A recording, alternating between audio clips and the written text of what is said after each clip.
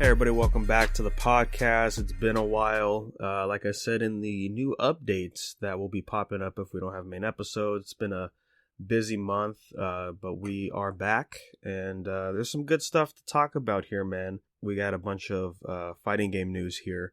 We got the trailer for the last character for Street Fighter V, which was Luke. He's like this MMA character. We would get a type of character like that in Street Fighter. That's cool. They also showed off stuff with Akira, and I forgot what the other new character's name is. And then earlier today, we got 2 leaks of 2 new characters in fighting games, both of Guilty Gear origin. The first one I saw was Baiken. She is the guest character for Samurai Showdown. And like you said before we start recording, Oscar, yeah, that just makes total sense for her to be in that game. I think she's always been more or less the Samurai Showdown type architect rather than like Guilty Gear.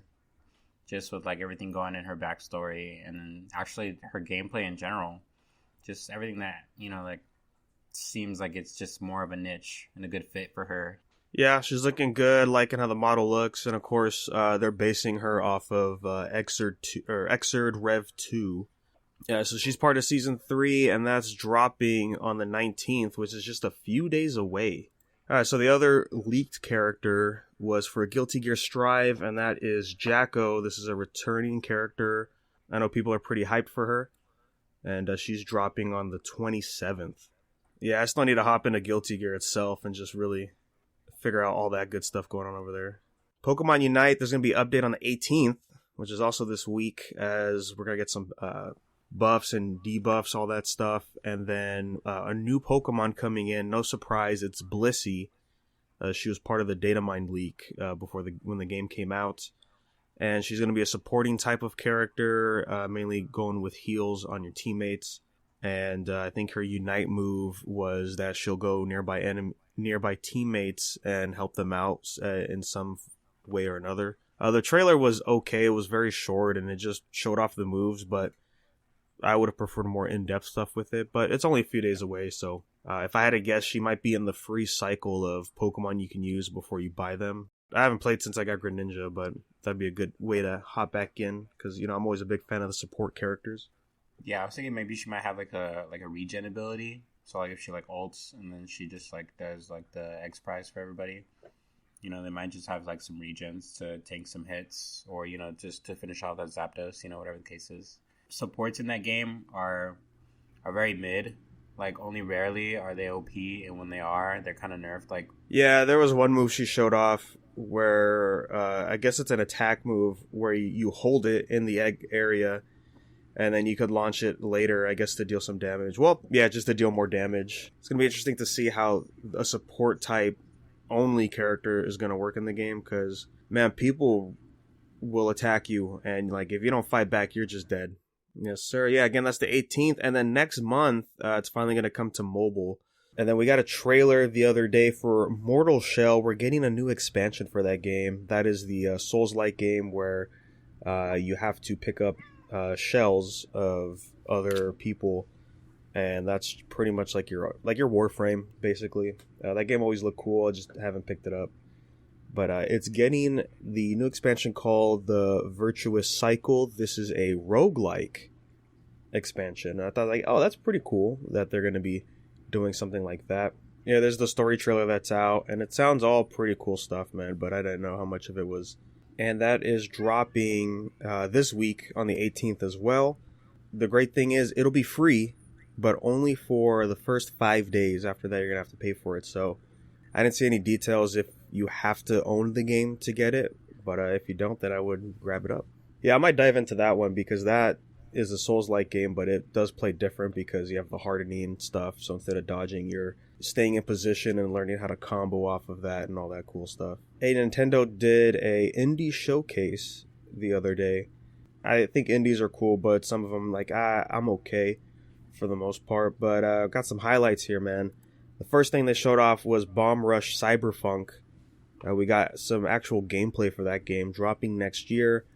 And this is, basically the Jet Set Radio game that everybody was hyped for. I only put this game on here because just to talk about it, it's called Necro Barista: The Final Pour. And all I really have to say about this game is that it looks like it belongs in Tokyo Pop, like early 2000s Tokyo Pop. When you watch the trailer, it says anime-inspired art style. It's like, yeah, I could totally see that. Next game, looking pretty cool. Shovel Knight, of course, is back from Yacht Club, as we got the trailer for Shovel Knight Pocket Dungeon. And I guess, like, I don't know what the genre is called, like a Bejeweled style game, for the most part anyways, where you have to clear the tiles as they come down, but you get to play as a character and move along in that area, and there's enemies that you have to fight, and then they can also do damage to you. So I thought, like, hey, that's actually pretty cool. There's some other mini games in there too with the other playable characters from the series. And at first I'm like, oh, it's just another Shovel Knight thing that's coming out. But once I started seeing the gameplay, I was like, oh, actually, I would be down to play this. It'll be out this winter. And then another game coming in, another classic, Metal Slug is back, but with a different twist. Metal Slug Tactics is taking the tactical turn-based RPG route. And it's looking great. They're keeping the pixel art. The music's fantastic. There's like these cool little animated bits here and there. You get to see some character art when you do some special attacks. I'm digging it. Yeah, man. It honestly just reminds me of Final Fantasy Tactics. And I'm super excited to just kind of see this delve out into like an actual full-fledged like RPG. Like, they made those games really long. And one of the things that I really preferred. And I'm also hoping that, like, with the way that other Metal Slug games go, like, they have kind of like a side mission thing where you can just kind of go through things like ranks. Like, they used to do that for a lot of, like, the mobile games and stuff like that. So I'm hoping that they really kind of make use of that function for something like this. That's pretty much where these things would come in handy. Was never really a Metal Slug person. I just never had it around, but it always looked cool. And this one, definitely going to try it out. Because, man, some of the, like, the designs are pretty good. Like, the mech stuff, I was like, okay, it's pretty standard. But then we get to, like, I guess a boss fight of this giant mechanical cobra coming out of the desert. I was like, oh, hell yeah, that looks cool. Then we got the trailer for Tetris Connect, or Connected, whatever it's called. It's getting ported to the Switch. That's cool. That's the expansion from Tetris Effect. That was like the VR thing. That looks pretty cool when it was on PS4. And for the connected version, basically, is you got to play online with people. And then at a certain point, your stack with the people you're playing next to, they're all going to merge into one giant board that you have to clear. So you'll be able to, like, just really extend it and, like, have to... That's kind of dangerous, though, because then you have to clean up other people's messes, too. Ooh, that's exciting.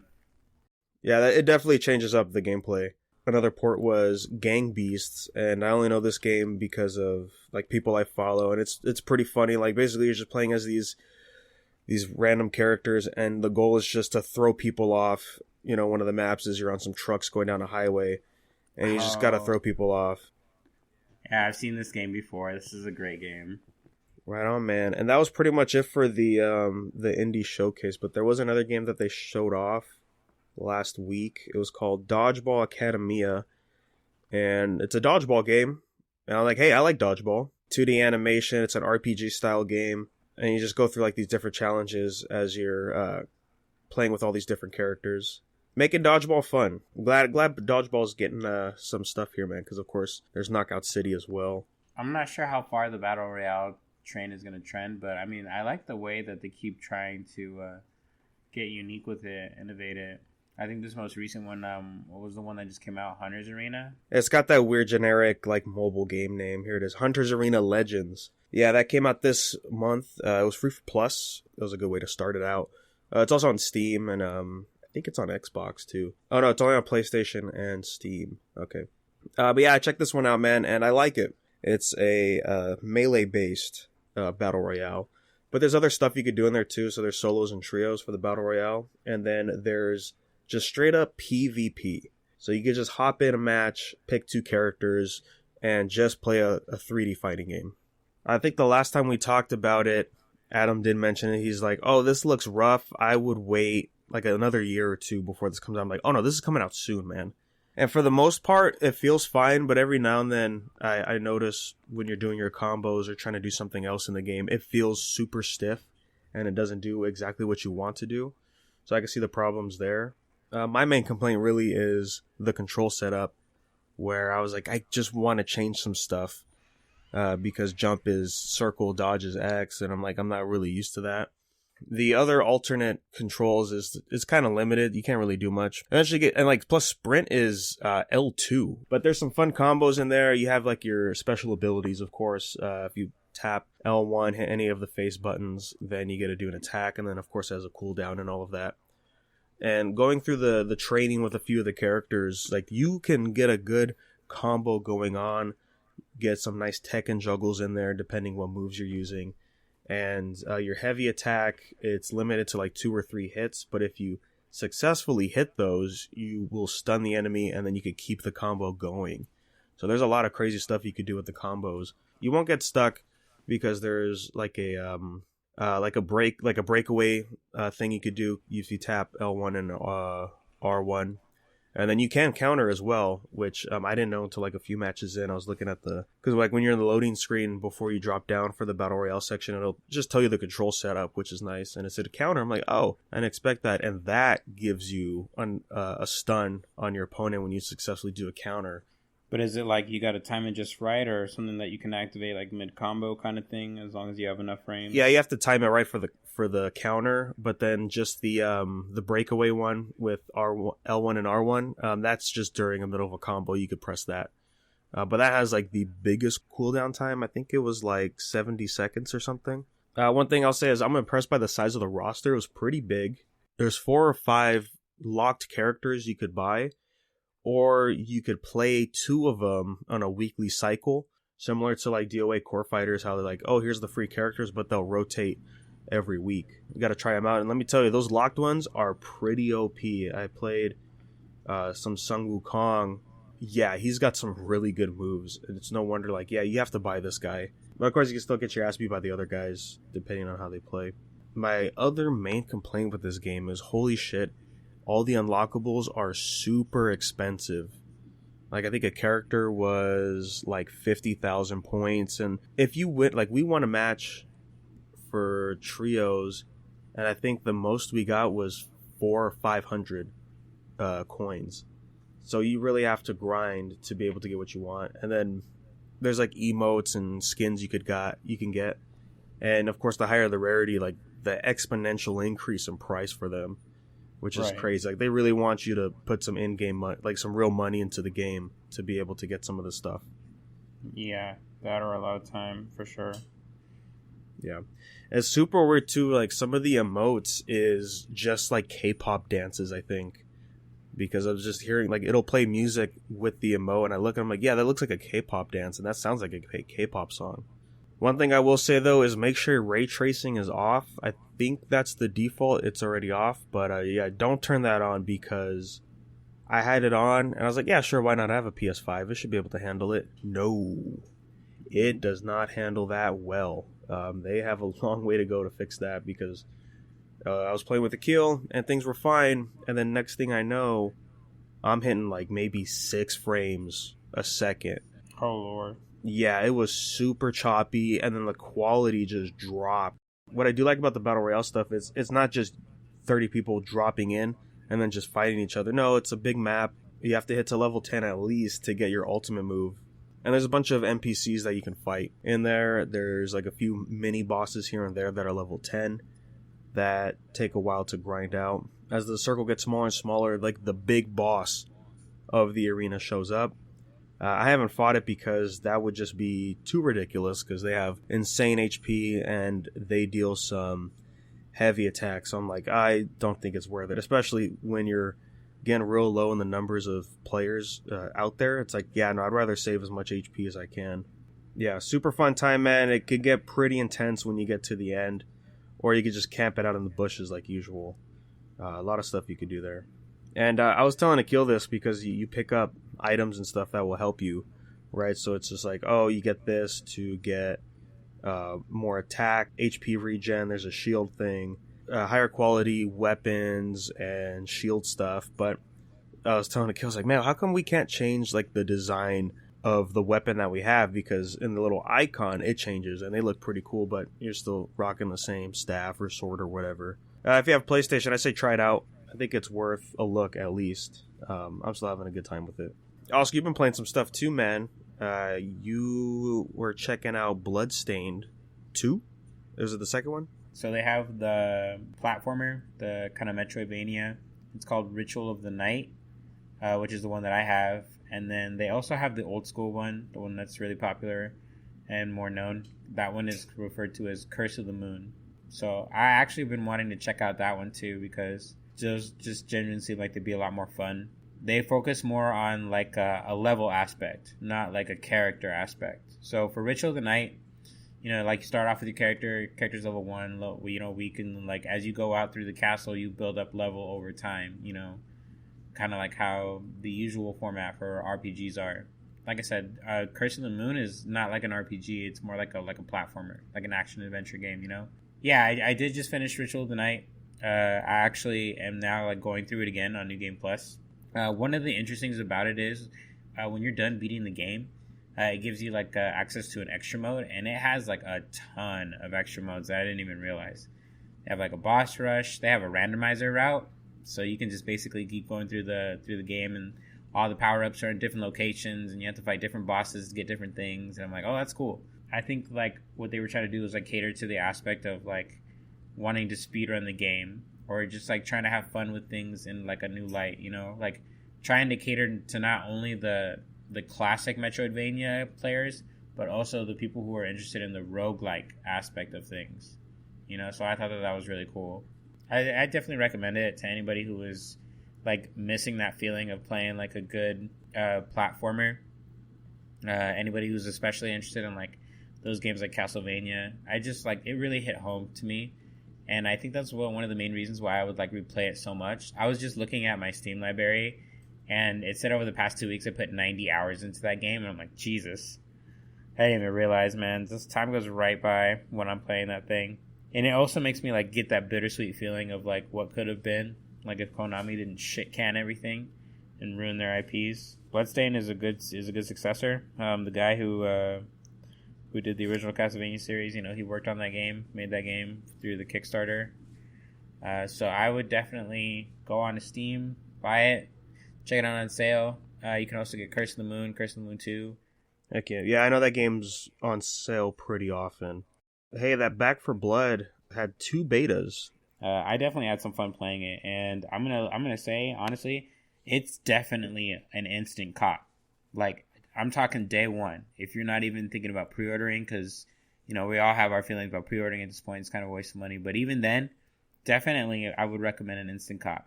If you can get any sort of discount on it, that game is definitely worth playing day one with a day one populace, because that game is extremely fun to play with people, even random people. I would say one of the main aspects about that game that really drew me in, along with just everything that's already Left 4 Dead like about it, they also threw in like abilities, like unique abilities and stuff like that. That kind of threw me off guard. It took me a little bit to get used to. So characters have their own individual unique abilities, and so do like all these little cards and stuff like that you can earn. Essentially what happens is every time you complete a level, you get something called supply points. You go back to your main base, because they have a base called Fort Hope, and from the base you can like use those points and then turn around and then buy cards. And throughout the levels that you do, because they're all acts, and every act, so far to my belief, every act is going to be at least 8 levels. So there's 8 levels for one act. I'm hoping at least for more than 4 acts. With the base game for Left 4 Dead 2, there was originally 4 or 5 campaigns, and then the game was over. But every campaign was 4 levels. So there was like a total of like, 20, 25 levels. So I'm hoping that with this game, that there's at least 4 acts. The beta only gave you the first act of the game, but I'm telling you, I could have still be playing those levels right now if it was just working for me earlier. It's really that captivating. And after a while, you just kind of get used to things. I like one of the things that they did in the beta was they also gave you like a little training field. So that way you can go out, you can mess with your settings to see what really clicks for you. If you got to change your aim assist, hit markers, all this other stuff. Figure out whatever works for you. Figure out what builds work for you. Because guns are going to have mods now. and you can like pick up and choose a mod with a gun, but you can't like change the mod out. So once you pick up a gun, or once you install a mod on it, it's on that mod. It's on that gun until you replace the mod itself, right? But you'll come across different kinds of guns throughout your runs, and like the more you get into the run, you're gonna get rarer, legendary weapons and mods. So yeah, I'm excited. I wish I had time to hop on the betas, but yeah, like I said, I just had a busy month. But that's cool, man. I'm glad to hear it's a good time. I would definitely want to get my hands on a PS5 hopefully before then, just so that way I can experience it in full glory. And that was pretty much it for video game stuff that I saw. Other than I'm super excited for No More Heroes 3 that's coming real soon, and I'll definitely be back to stream on there. I think I'm just going to wait until then. Because all I'm doing right now is just still playing Death Stranding, and I'm finally past the 90-hour mark on my save file, and I'm nowhere near any closer to getting the plat for that game, so that's going to be a good while. I'm slowly going through that here and there. Haven't really touched the console, other than, I guess I hopped back on Apex just for a bit to play with some of our friends, and I miss the feel of that game. It's always smooth. I love the gunplay. You were talking about, like, grinding on Hunter's Arena, and that got me thinking of Apex, and I was like, there's some definitely good things, and then there's some definitely bad things about that game. But yeah, overall the gameplay, like once we're in the arena, total bad. Yeah, I too reinstalled, and I was just trying to get a feel for things, and I gotta say, like, I like the new map. I just think that all of the arenas are very like vibrant. I like to think that they're very good with the concept of level design, and just the environments that we can interact with, and all the different things that we can do to take advantage of the situation in those when we arrive, like with third parties and stuff like that. Shout out some of the new heroes that came out since I last played. The newest one being Lil Nas X over here, his Seer. And yeah, he's got some cool stuff in there that definitely helps with the team. Some OP stuff too. Like, he's gonna get nerfed for sure on the next big update. But for now, yeah, he's got some good stuff. And then I tried. I don't even remember her name. Let me try to pull it up here. Was there Horizon Valkyrie? It's the Native American chick. I think Lobo is her name. Oh, the teleporter. Yeah, Lobo. She was cool. I like her design, and I was like, yeah, I'll check her out because I had enough free coins to get 2 characters. Yeah, the teleport thing is fine, and her ult, which is super fast. I was like, okay, well, what it like? Didn't even try it. And then I tried. I'm like, oh, this is great. Like, it's just a faster way to get your loot and actually see what's nearby. You get up to 2 items per teammate, so it's a total of 6 things, and it could stay open as long as you want, but you do have to close it because enemies can also open it and get some stuff out of there. Nice, man. Yeah, so I'm just doing that on my downtime while I'm still working out stuff over here. But yeah, that's it for video game stuff, man. Moving on to like anime and manga stuff here. There was a couple trailers that we got. Yashahime got its first trailer for season 2. I didn't watch it yet because I'm still not caught up to the show. I think I'm almost halfway through season 1. I just, every now and then I'll watch an episode because honestly, like, I don't think anime is really for me anymore. I try to watch, but it's like I don't really sit there and watch more than 1 episode at a time anymore. Yeah, I agree with you. I haven't really been able to like sit down and just watch a show in a long while. At least nothing that like really hasn't. Honestly, like the only time I can probably like watch more than one episode consecutively is if it's a rerun of something I've already watched. I genuinely feel like even with newer anime, like I'll read the manga and it's really enticing. Like Jujutsu no Kaisen, like I've like read the manga up to a certain point. I haven't seen any episodes of the anime, but I just feel like even then, as I watch the anime, I probably wouldn't be able to feel like that same kind of pleasure of like, going through chapter 1 through 60 in one sitting and just being like, man, like going through all these arcs all together is like a really good feeling, getting all of this under your belt. I feel more complete reading manga because I feel like I absorb more that way than having it actually unfold through animation. Yeah, no, I get it. I mean, they're also different mediums, right? And the way you absorb what's going on in a scene. It's definitely your own pace is the biggest thing for me. And being able to just go back real quick and just analyze a page again and be like, oh, okay, I understand what's going on now. Totally Not Mark, great YouTuber. Go check him out. He mentioned on his Hunter x Hunter episodes that, like, no, I'm going to read it because that's the mangaka's real vision of the series. The one for one of what he wanted to tell. And the anime side of things, for the most part, just won't fully translate that. Yeah. There's some good examples, but yeah, majority of the time I'm like, nah, just read the manga. Just save your time and read it. Maybe, like I said before, watch the high budget stuff, but other than that, I'm just going to be reading the whole time.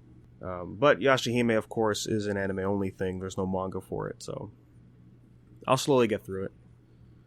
But yeah, we got the trailer, and it's dropping this October, and I think we're getting the simul release for that as well on Crunchyroll and Funimation, because the big news we got for anime stuff was Funimation, or Sony, you could just say, officially bought Crunchyroll after a delay for $1.75 billion. So all I hope is that things get better on Crunchyroll's side, because I've heard that things aren't great over there staff-wise. So yeah, I'll be watching Yashahime Season 2 for sure, and I'll definitely be watching the next anime we got a trailer for, which was JoJo Part 6, Stone Ocean. When did Netflix acquire JoJo? Yeah, that's the crazy thing. Stone Ocean's coming to Netflix, and it was with Stone Ocean. All I know is that Netflix is getting Stone Ocean a whole month before it even airs on Japan television. Wait, how's that even going to work? Yeah, so it's dropping December on Netflix. Netflix Japan or global? I don't know which ones of Netflix. I know some of them won't, like some countries won't get it. In January, it will be airing on like Fuji TV or whichever station they pick in Japan. So the only thing that they're missing on Netflix that I'm looking at is just Part 5. They have 1, 2, and 3. You know me, I'm not the biggest Part 5 fan. It's like, you don't really need Part 5 if you want to watch the JoJo Legacy here. That's true. There's no relevance to Part 5 at all. Not even with Koichi or Jotaro. You just watch 1, 2, 3, and 6, and it would still make sense. Yeah. I mean, I like 4, but yeah, you don't really need it. That's too bad. I think those are the two most personable ones as well. I like Josuke more than Joseph, simply because, you know, he's very... I think he's really relatable, even as a kid. Like, as a teenager, he's just like... He's more of just like a really good person. And Joseph just kind of reminds me of a stuck-up asshole. Well, that was also like the turning point, too, with Araki's writing for his main characters, I think, too. Like, after Jotaro, like, things started to change a bit. The only real questions for Part 6 is how many episodes are we getting, because Netflix likes to drop, it's either parts or it's the whole season, or I guess recently now they've been doing weekly releases for episodes for some shows too. So that's the only thing that's in the air, but I assume it's gonna be, I don't know, I guess I want to say weekly just because it hasn't aired in Japan yet. Yeah, I was kind of thinking the same thing. We could get weekly. I was thinking that if anything, it's probably going to be like how Part 3 was. And they're going to split off Part 3 into, you know how they split it off into 2 seasons? Yeah. It was a weekly basis. I think that they might end up doing the same thing. You know, with Netflix getting it a whole month in advance, and we don't really know if it's going to be global or not. I'm more in tune with thinking that it might be in parts. I think everyone looks solid. And plus we got the new theme, which sounds great. Because I only watched Part 1 and 2, and then I read everything else after. But after hearing how Part 1 and 2, like, there's a lot of stuff cut out, I was like, oh man, I wonder what they messed out on the other parts. One of the biggest feelings I had about, like, how I feel about anime now is probably because of Part 3. And the way that they kind of executed those episodes, and then cutting the whole part in half. I can't sit through, like, having you stretch out, like, one whole chapter into 30 minutes. I feel like it's almost an insult to me into how well you think that I care about, you know, this slow-ass pacing. Like, get your shit together. Well, remember the awful fiasco with Black Clover, how the first 4 episodes weren't even chapter 1 or whatever. It was like all prequel. It was like all filler stuff leading up to whatever the first chapter was. Like, if in the long run you were missing out and you felt like, oh, I should have put that in there, well, then just, like, do what Berserk does and fill it in between. I mean, I'm willing to bet they had to do that then because they knew they would catch up because of how fast paced the manga is. The anime's already over for Black Clover, and I'm pretty sure it's the arc we're in now for the manga. Are you caught up with Black Clover, or did you stop reading? No, I'm caught up because it only takes a minute to read a chapter. I think Black Clover was cool in the beginning, and now I'm just reading it just to see how it ends, and all the fights are great, but just the story structure, it's not really there. I don't like their character development, to be honest with you. Like, I just feel like some of them are really superficial. Primarily, the one who I was like really rooting for the most kind of turned out to be the most useless one was Noelle. Like, I was really hoping that she would end up being like something really good, but I always feel like no matter what, you're just like B-list. That's kind of how she makes me feel, and that's too bad because she was my favorite, and I really didn't want her to be that way. I think she's fine for what she's doing. You know who I like more than her? I like the girl that's with her right now. The girl who has the power over the thorns. Oh, the captain, right? Yeah, the other girl who likes No. That's the girl who likes Yami. Not the Briar Rose Patch lady. Oh, the one under her, right?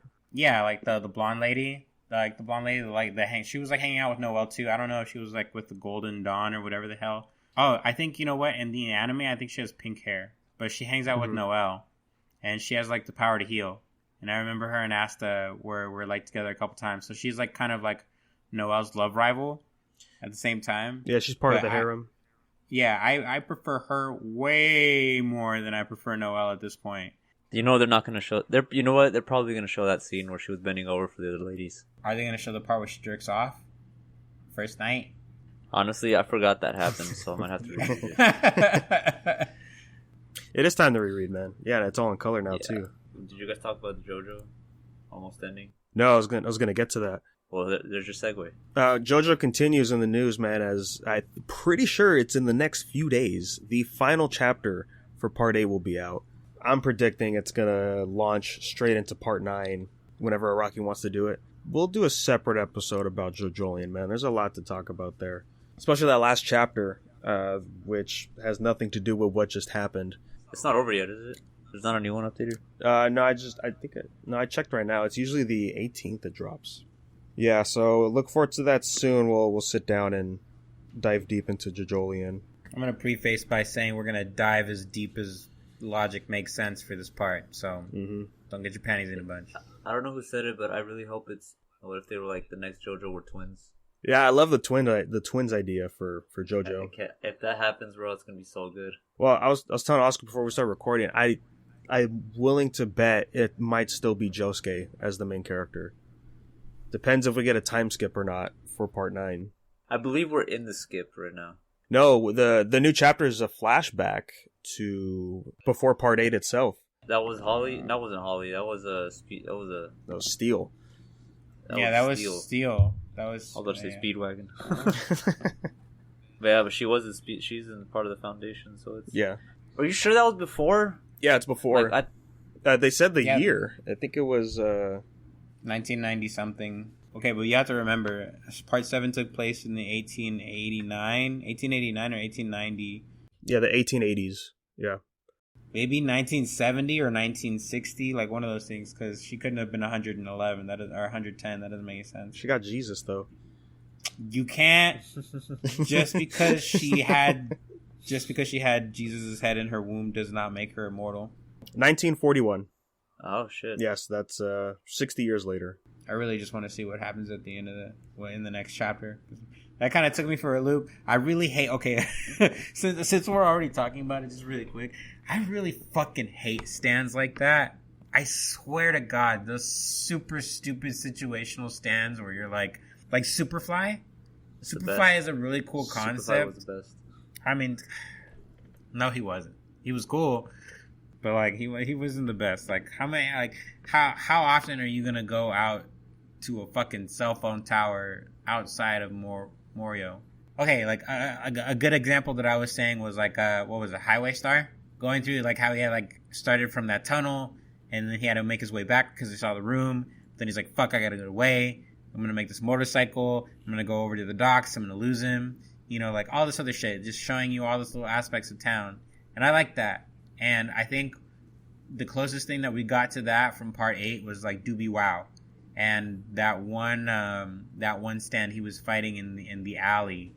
I don't know if you remember, but he had to like use like his bubbles on like leaves or some shit to like beat the stand. I honestly don't remember. Like, this is part of the reason why like part 8 is kind of shit, is because these stands are like very, very situational. Yeah, that's literally all of Jojolion, right? I don't know, man. Like it sounds really stupid the way that I pose it, because part 4 is situational, part 8 is situational, every part is situational. But I just mean like to a really heavy extent. Like, this stand is only going to activate if your fucking left foot is applying 20 metric tons of pressure on this fucking leaf that hits the floor in this alley in the middle of nowhere. Like, that's how that stand battle works in part 8. But I mean, there was that cool stand that Joshu had to fight in that neighborhood, where he just kept getting money and he had to figure out how to get rid of it. In the end, what did the Hijikata family really even matter? I just feel like they were filler. No, everything mattered about them. What do you like? The whole story's around the estate because of the Rokakaka fruit. I mean, but when it came down to it, the only thing that really mattered was Jobin, the mom, and the dad, and that was really it. Well, I mean, besides Jobin's family, but other than that, that was pretty much it. Joshi was just like a form of like comedic casualty. I hate Jobin.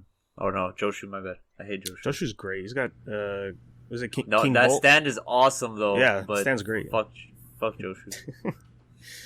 I don't even remember how his stand works. The screws. He could screws. take apart anything with screws. Yeah. He makes everything like he touches. I guess like have a screw component. So like when like joints basically. It falls off. Plus the design is. But Joshu, it could have been somebody else, honestly. But what's great is it's the fact that he's just an asshole and he has a cool stand. I think that's the balance you get.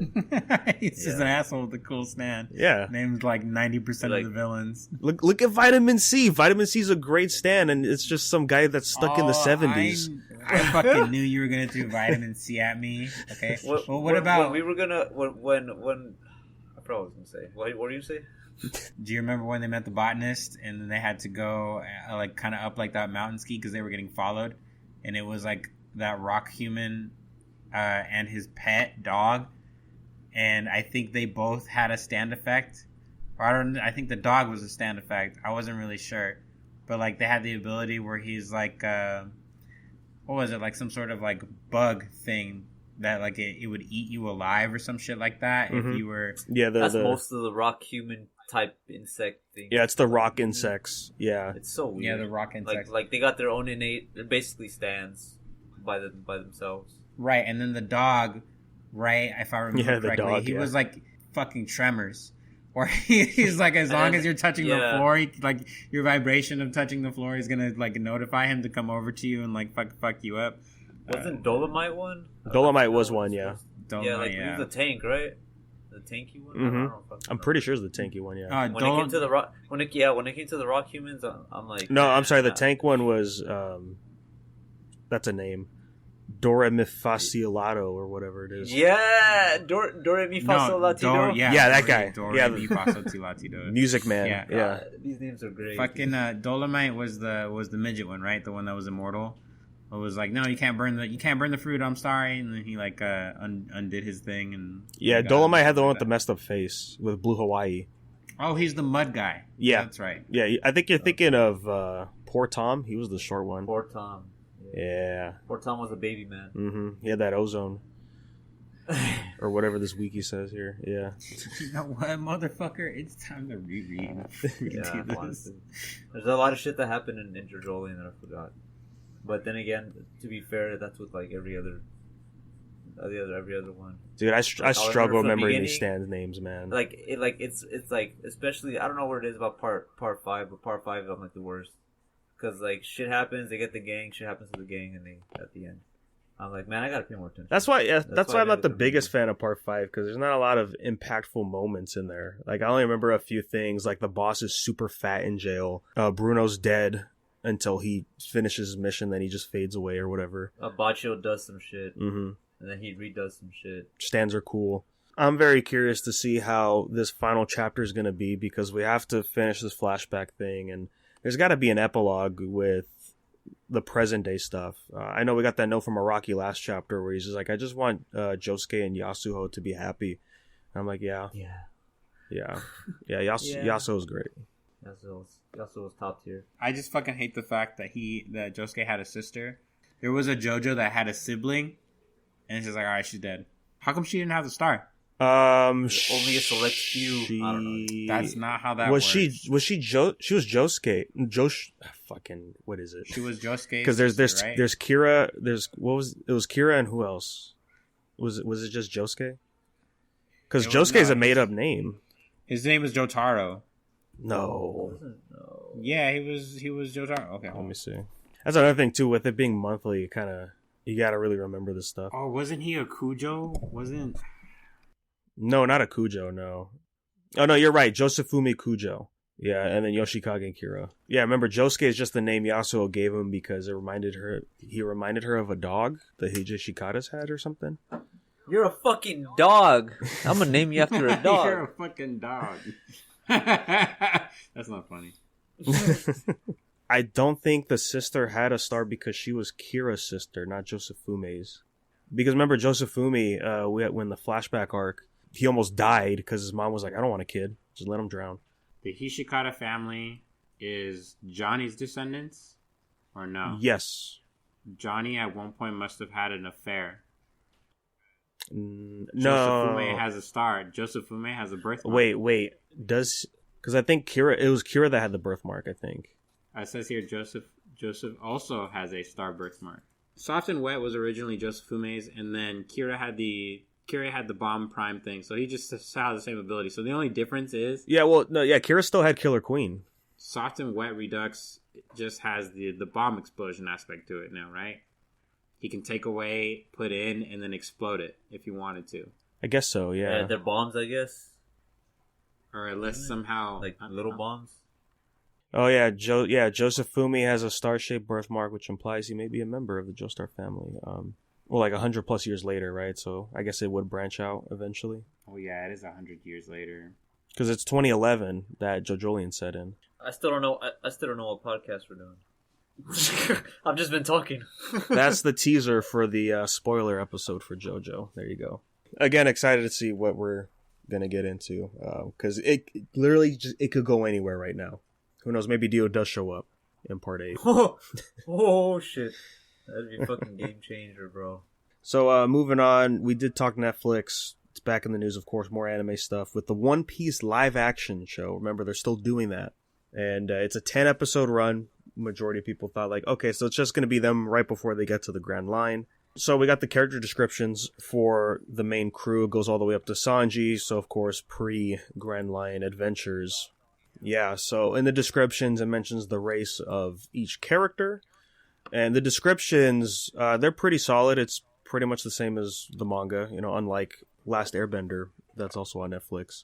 Yeah, so we got the ethnicities, and they are all on the money. Because if you remember, somebody asked years ago what ethnicity would each Straw Hat member be, and Oda gave an answer. And everybody except, like Gerry said, Nami and Sanji, they are still good with the ethnicity stuff. If they're gonna typecast every One Piece person by the way they look, I guess, or by what they do. Come on, dude. Why is Sanji not French? Like I said, everyone's good. So Luffy's Brazilian, Zoro's gonna be Japanese, Usopp's from Africa, and for Nami and Sanji, it says open to any ethnicity, which, like Oda said, like Sanji's French, makes sense, and Nami's Swedish. I'm like, yeah, that's work. That works. Also, Nami's the oldest. She's 19 for the show, while everyone's still 17. Isn't Frankie? Oh no, wait, you're saying okay. Yeah, out of these members. Oh, I guess Sanji's 19 too. Oh yeah, according to certain sources, they want Ludi Lin to play Zoro, which I think is the Mortal Kombat guy. Oh yeah, buddy. Wasn't Zoro the oldest by default, canonically? No, they were all the same age. It's Brooke. Brooke is the oldest. He's like 90 something. Yeah. And then it goes Frankie. Oh no, technically Jinbei, and I, then Robin, then Frankie. I guess Jinbei now, right? How Jinbei's old. I think it's. I think Frankie's an old man. No, but isn't Robin like older than Frankie? Robin like, is like a year. Okay, yeah. Jinbei is 46. Okay, yeah. Frankie, I think, is 38. Mm-hmm. Frankie's old. Is Frankie's it? But Frankie's 36, and I believe Robin is 38. What? It says Robin's 30. Robin's not in her 20s. If you're gonna tell me that, I think she's in her late 20s or early 30s. She was 28, and then she was 30. Before Grand Line. She's 30 in the time skip. I thought she was older. Oh, so she's 30? She's yeah, 30. I knew it. Early 30s. Did you guys talk about One Piece yet? Right now. Oh yeah, we are, huh? No, my bad. I'm just hyped for the new chapter, dude. That shit was hot. You know what bothers me about these ages, though, for the time skips? It implies like a full year didn't go by pre-time skip. You know, like their whole journey wasn't a whole year. Because Luffy was 17 when they left, and then 19 when they went to New Worlds. And I was like, oh, but I thought at least 1 year went by up until they got wrecked by Kuma. I was kind of hoping for the same thing. We just got like a good extension of time, so we didn't really have to go through a lot of exposition. Mm-hmm. You know, more importantly. But you are right, Oscar. Zoro and Sanji were 19, so they were the oldest up until they picked up Robin for One Piece. I'm trying to remember what happened. The last one was great. Yeah, it was. Yeah. It's not hockey, guys. Let's just say it right now. That wasn't hockey. Dude, I knew it wasn't. I don't know. I don't know. That shit looked too shiny to be Shadow, and it was showing a lot. Like, I had to look it up just to double check, but I looked how Oda drew hockey within this arc as well, and it does not look like that. Those look like shadows. I don't know. Remember, what's his name, Virgo? Even Virgo had his shine was better than these shadows. Yeah, but that dude was just dark. He was purple, bro. It kind of reminded me of them. I think it's shadows because one, it's her demon form, naked. And she is naked. Yeah. Like I want to see how it's gonna translate in the anime with their grand. It's just shadows, man, to emphasize how scary she looks. That's the whole point of.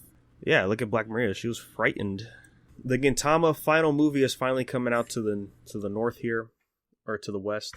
We're getting it out here in the States November in theaters, which is cool. And Grant told me, I didn't know this, but the movie's going to be dubbed. I was like, oh, that's kind of weird. And Grant said, I'm pretty sure all the episodes are already dubbed now. And I was like, that's crazy, dude. Like, where do they even air that anime for the dub? Crunchyroll. Is it on Crunchyroll? I don't think it has a national outlet. I think it's just on Crunchyroll, because I've seen the dubs on Crunchyroll.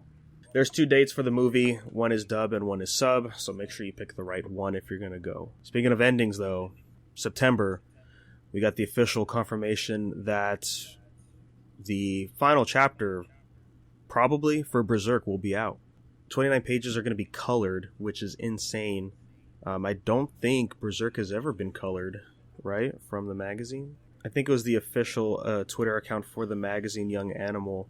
And they were talking about, chapter 364. There was like some little previews on the image they put, which were some of the manga panels. It makes me think that maybe, Mura knew we were getting close to his end. So he was setting it up for at least one of these chapters eventually to be the end. The last chapter ended with the kid just popping up, right? But yeah, September 10th is when the magazine drops. With the color pages, there's also going to be some letters from other mangakas to Kentaro Miura honoring him. I'm curious to see who's sending these letters, like which big mangakas are going to be, if they're from the magazine or from elsewhere. I hope this is the end because people are saying like, well, the editor could continue. I'm like, nah, you can't do that. It's good where it's at. Casca is too fucked up to like ever become normal again. No, but she's back though. Like, couldn't she not see Guts for a cool minute? That was when she first woke up, but she was talking to him in the last chapter. I feel like there was still some shit going on. Yeah, I think she's still a little traumatized, for sure. Well, yeah, I mean, I'm good at that. I'm good with that, because that means that she's growing out of it. Yeah, I mean, we probably won't see the final showdown between Griffith and Guts, and I can sleep again. Guts is probably, screw this. I'm staying here, man. There's no demons after me, dude. For real, dog. For real. I'm like, where they're at right now, everybody's happy. Let me just sleep. I mean, they pretty much have kids already, so. Yeah, Guts got a harem, bro. He's chilling. How dare you? What, you think she's gonna... I don't even remember her name. What, she's gonna hook up with her brother? Silk? No, come on. You know, Serpico? Not Sheik. What's the other one's name? Farnez? Farnez, yeah. That's what I'm saying, the maid, bro. Yeah, Farnese. Yeah, she's gonna hook up with her brother. Well, bro. whatever, bro. You can't even say Sriracha right. You can't even spell Sriracha. That's besides the point. This is an audio podcast. As a matter of fact, no. Serpico wasn't her brother, right? Yeah. No, it is her brother. Was it? Yeah. No, that was just like her friend, right? No, that's her brother. No, yeah. Isn't... No, dude, isn't that like or the dude she was, or no, like, dude, I don't know how the fuck it happened. There's the moment where I think they're traveling with Guts, like very early. No, I think when they were first introduced, guard or something, He is, but he found out that he's like a bastard son, but that's still his sister, and he never told her, and then she fell in love with him, but then he had to like cold shoulder. Oh, that's right. Yeah, but he never told her. So as far as she knows, like, this is just a guy that's hanging out with me that doesn't love me. Fucking weird, tragic story, bro. Well, speaking of more, Bleach, the new chapter came out to celebrate the 20th anniversary. It was a one shot, a whopping, I think it was like 74 pages. It's still after the time skip we got in the epilogue, so everyone's older. Rukia has her kid, Ichigo has his kid. After reading it, you get to the end, and they said, "Oh, you thought this was it? No, son. Bleach is back with a brand new arc." And all I have to say is, this is insane. I don't think I have ever seen a manga do this, ever. For it to end, and then years later come back and say, no, we're just going to pick up where we left off. It's not legitimate where it picked off. I mean, it is a time skip. I really don't feel like it's any different than what happened with Naruto and Boruto. Yeah, but that's specifically a sequel where this is just like, no, we're just continuing with Ichigo as the main character. Boruto is the sequel with Boruto, not Naruto.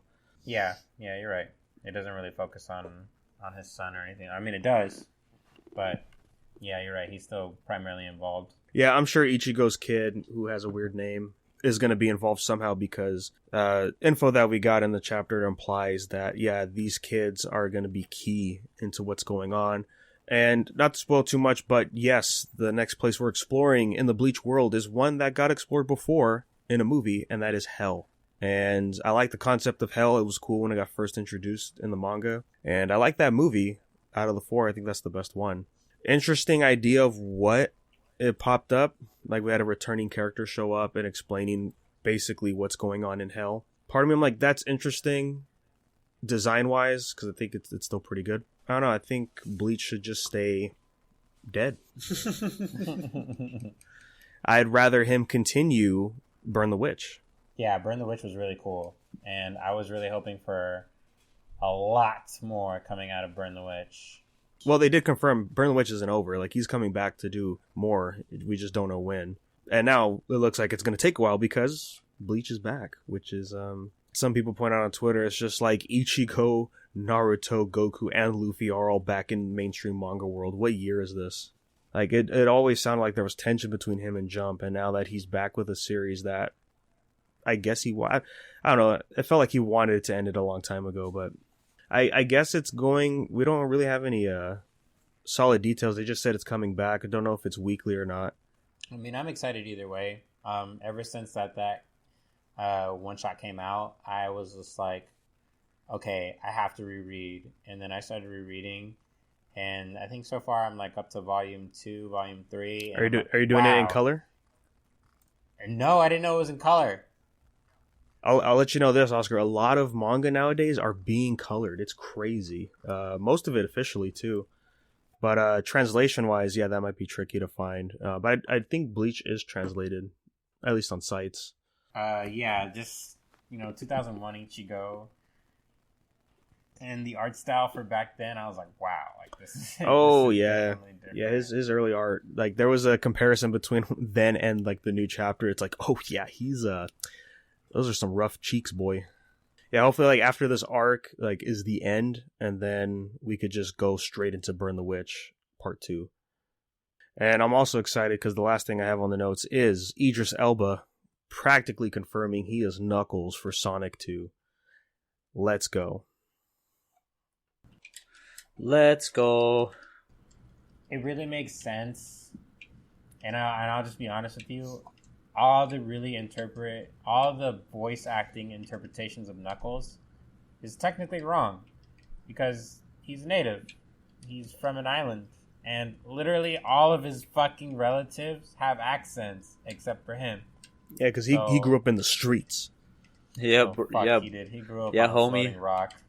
He grew up on a floating rock, and tell me why his theme song is fucking raps all the time. I mean, like, come on. You know. Yeah, but that's cool, man. We got the confirmation for... Well, I think we already knew Knuckles was in the game, but I'll tell you, I don't remember that opening part for the first Sonic movie with all, like, the non-Sonic characters. He was on Mobius? That's the world they're on. In the opening?